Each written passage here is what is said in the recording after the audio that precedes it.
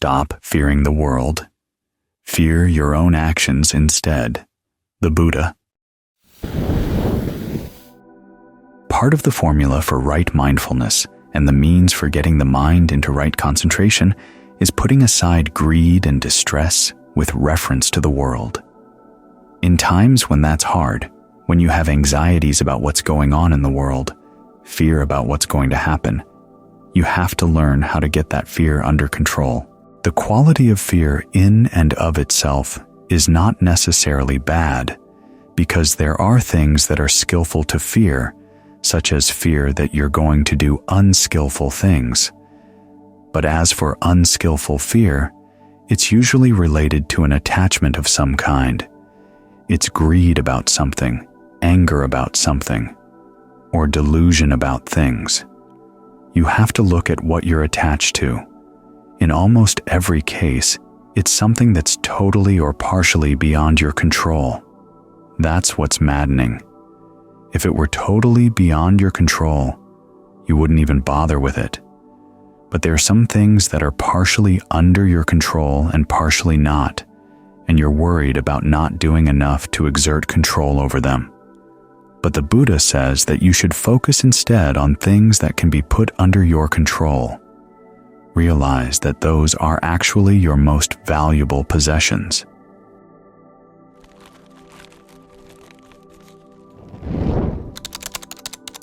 He points out two things: your virtue and your right views.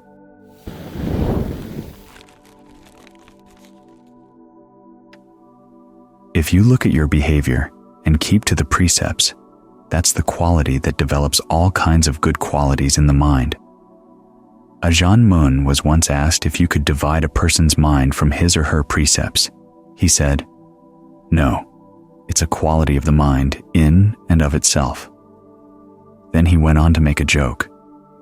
If you could divide a person's mind from his precepts, you'd be having people who would steal somebody else's precepts. But because they're yours and they go with you wherever you go, they're part of your habit. That's what sila means. It's a habit of the mind. When you have skillful habits, wherever you go, you're safe. You have something inside that you can depend on, and nobody can take your precepts away. You're the only one who can discard them, abandon them. So they're the kinds of things that, if you hold on to them, it's a good holding on. After all, virtue is part of the path. As for right view, you realize that what causes the mind to suffer is its own actions. So again, if you hold on to right view, it's not something that anyone else can take away from you. You're not hoping to depend on somebody else to make you happy or for things to be a certain way. You try to develop the skill so that no matter what comes up, you don't have to suffer from it. That's a valuable treasure. As the Buddha points out, as long as you have virtue and right view, they can protect you from going to a bad destination. That's looking to the future.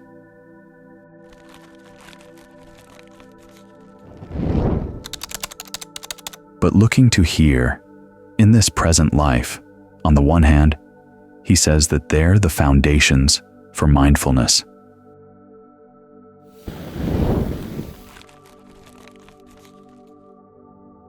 If you can look at your behavior and see nothing with which you can criticize yourself, it's easy to develop powers of mindfulness for your memory to go far back. If there are things you've done that you're upset about, realizing that you've harmed somebody else or harmed yourself, it's very easy to put up walls, very easy to go into denial.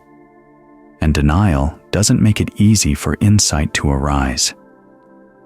Walls block your ability to see into the past and remember useful lessons you've learned. Of course, with right view, the focus is on what skillful qualities you're developing right now. It's in this way that virtue and right view can develop your concentration, because you can remember the skills in the past that have worked to get the mind to settle down. And in the course of holding by the precepts, you've had to be alert. You've had to be mindful. You've had to put forth an effort to be skillful. mindful to keep the precept in mind, alert to what you're doing to make sure that it's in line with the precept, and then ardent in holding to the precept even when it's difficult. That's when you have to exercise your discernment. Years back, I read a statement by a Mahayana teacher saying that the wisdom that comes from the precepts is learning when to follow them and when not to follow them. But there's nothing special about that discernment. It's the way of the world in general. People are constantly making exceptions to the precepts.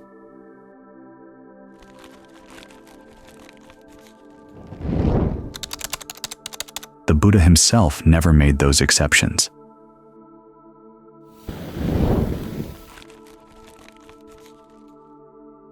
The discernment that comes from following the precepts is the sort that says, I'm going to stick by the precept, but learn to do in such a way as to minimize harm in other areas, minimize loss in other areas, like figuring out how not to tell a lie when it's very easy to tell lies, when people seem to want you to tell lies. There are times when you realize that if you give certain information to other people, they might abuse it, so you have to learn how not to tell a lie, but at the same time keep the information to yourself. That requires that you exercise your discernment. That's what the precepts are all about. They're not just a matter of following rules and being good about it. They develop qualities you're going to need for mindfulness and concentration, and to develop your discernment. This is why they're so valuable. There's another place where the Buddha says that holding the precepts and having right view in line with the standards of the noble ones is conducive to harmony in the community in which you live, because you're not harming anybody else. At the same time, it's a lot easier to forgive other people in the community for their lapses. After all, you realize your happiness doesn't have to depend on their providing what you want out of them.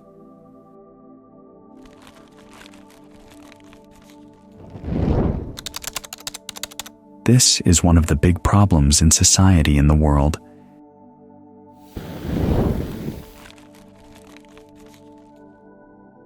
Everybody has a plan for everybody else. People tend to be pretty lax in their own behavior, but they have very strong demands for what other people should do. This is why we can't get along. On the other hand, if you have strong ideas about what you should be doing, realizing that this is where your happiness lies, then it's a lot easier to have equanimity with regard to other people.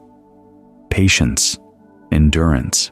As the Buddha said, if you develop these qualities, it's beneficial for other people, and it's good for you too. That's because you're going to need endurance. You're going to need patience.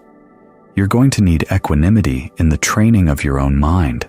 At the same time, if you can create a harmonious community in which to live, or at least make sure that your contribution to the community is harmonious in this way, then it's a lot easier to settle down. So, when you look at your fears about the world, remind yourself that the things that are really valuable to hold on to are not the sort of things that anyone can take away from you.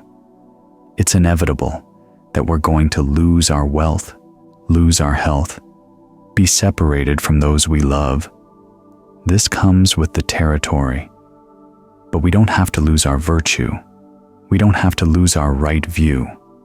Those are things that we can hold on to and hold on to safely. And they don't cause fear. 1, in the sense that no one can take them away. And 2, in the sense that these are the qualities that protect you from doing unskillful things, which is the one fear that the Buddha praised as being a good quality in the path. So that takes care of that fear too, here. So you can be fearless in your meditation, fearless in your practice, because you know you've got what it takes to find true safety, to find true refuge inside.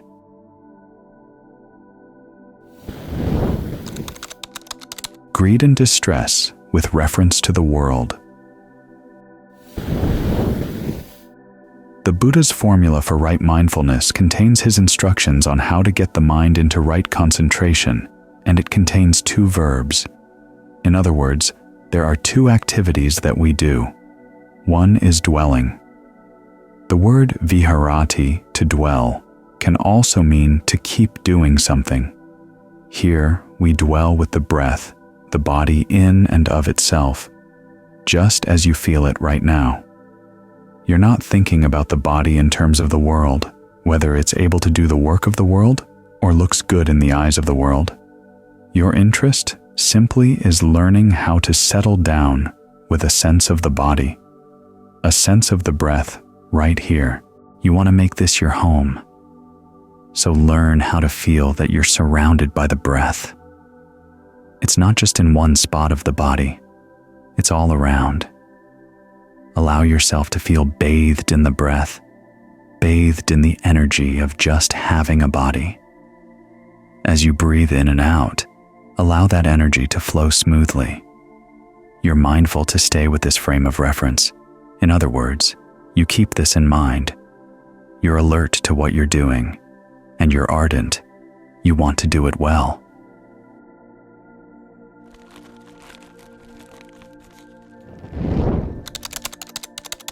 But that's not the only activity.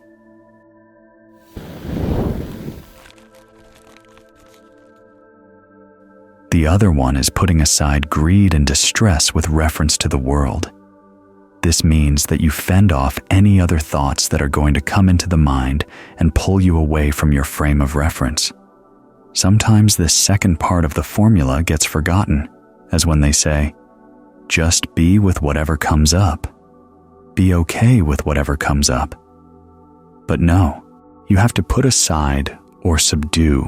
That's another translation of the verb vinaya.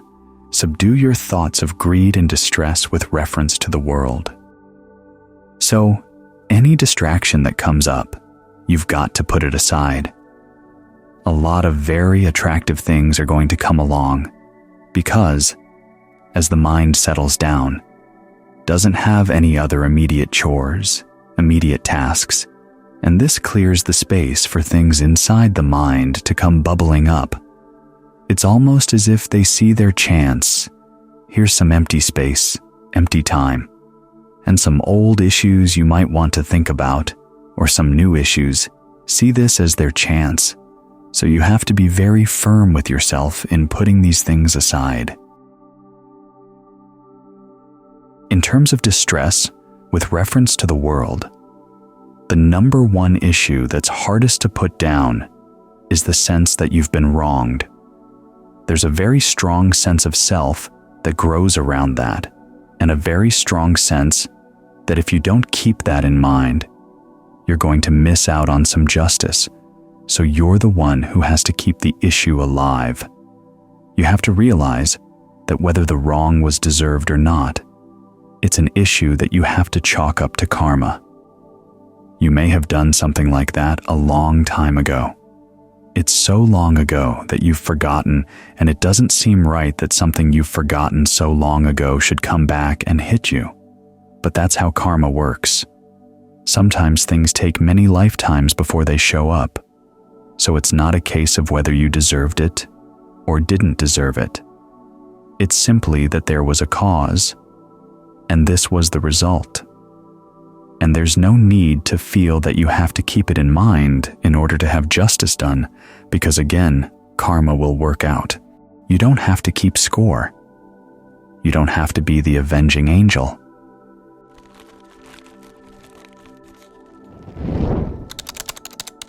So if thoughts come up of times when you've been wronged, just say, well, that's karma.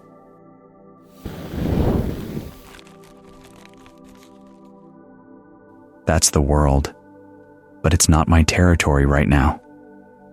Remember the Buddha's image of the quail, or his image of the monkeys.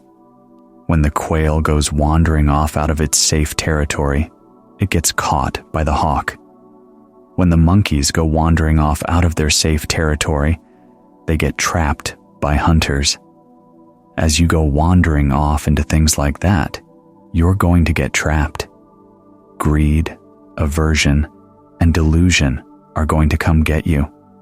So remind yourself that your safe place is with the breath. And even though nothing much may be happening with the breath, at least you're safe. Why go venturing out into dangerous territory? Well, it's more interesting, you may say. Or again, there's a sense of obligation. You think that certain thoughts have to be maintained in order to get justice done. Well, that's wrong mindfulness. There is wrong concentration and there's wrong mindfulness too.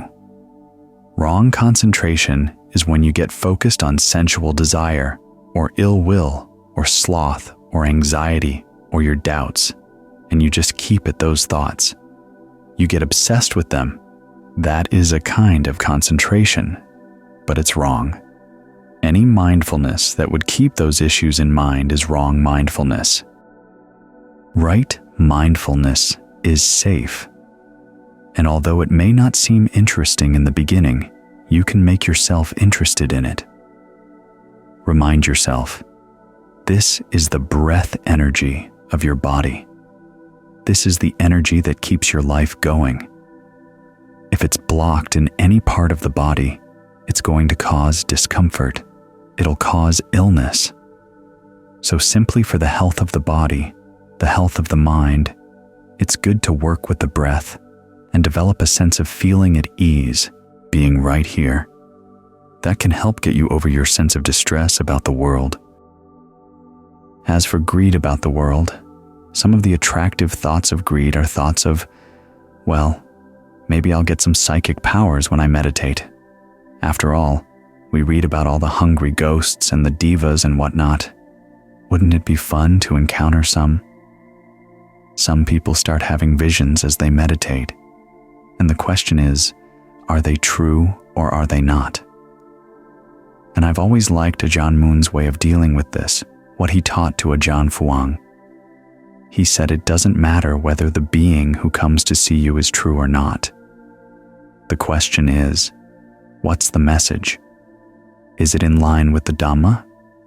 If the being doesn't have any message, well, just wish that being goodwill. That can be your message to yourself, that there are beings out there who are suffering. Here you are meditating, getting all this merit. There may be somebody out there who sees it and would like a little piece, so you're happy to share it. That reminds you that as you meditate, it's not just for yourself. You're not just straightening out your own mind. You're generating some goodness for the world. When you think about all the minds out there that are churning out greed, aversion, and delusion right now, they talk about how the frequency of the electric current that goes through the United States can be detected even out in outer space. I'm pretty sure that the frequency of the minds churning out greed, aversion, and delusion right now can probably be detected out there as well. So it would be good to have a mind that's churning out something good, a sense of inner well-being that's not taking anything away from anyone else. You have to realize that when thoughts go out in the world as to what you'd like in terms of gaining something from somebody else or gaining justice for wrongs that have been done, you're going into a territory where lots of people have claims. There's always going to be a conflict. Remember that vision the Buddha had of the whole world being laid claim to, with lots of overlapping claims. So if you're looking for happiness outside, you're going to have to fight other people off. Whereas if you're looking for happiness within, nobody going to be able to take your sensation of your breath away from you. That's yours. Nobody else can come and say, I want that sensation of the breath, or I want that sensation of the body as you feel it from within, or I want your sensation of your mind. They can't take it. It's yours.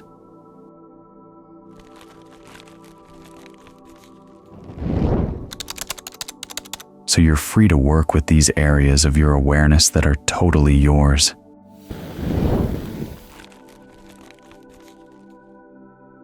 They can be cultivated. they can be nourished. You can breathe in a way that gives rise to ease. You can think of the breath energy spreading through the body to take that ease everywhere in the body so that you feel bathed all around, out to the skin. That's something you can do with this territory of yours. You can spread your awareness so that it's not just confined to one little topic. It fills the whole body with a sense of expansiveness. You can think thoughts of goodwill. May other beings share in the same kind of happiness. They may not have your particular sensations, but this possibility of getting the mind to settle down like this is something anybody can develop if they're interested and if they put enough effort in, and you realize it'd be a good thing. You gain the well-being of concentration. There's no thought that, I want this alone, and I don't want anyone else to have any sensation like this. It becomes more and more automatic to relate well to the breath. You realize that all you have to do is be with the breath and get a sensitivity to what kind of breathing feels good and how heavily to focus on the breath so that you don't put too much pressure on it, but you don't put too little pressure on it. When you get that sense of the right touch, you see how good this is. The natural response is that you'd like other people to be able to do this as well. The world would be a much better place if we could all do this. So remember, we're here to dwell with the breath to make it our home, and at the same time to fend off thoughts of greed and distress with reference to the world. Those are the two activities we're doing. Make sure that you bring them into balance. That's how mindfulness becomes right mindfulness, and your concentration becomes right concentration. As you bring the qualities of mindfulness, ardency, and alertness to what you're doing, you can create a sense of well-being in which you can look at the world and say, I don't need to lay claim to things out there. I've got something really good here inside.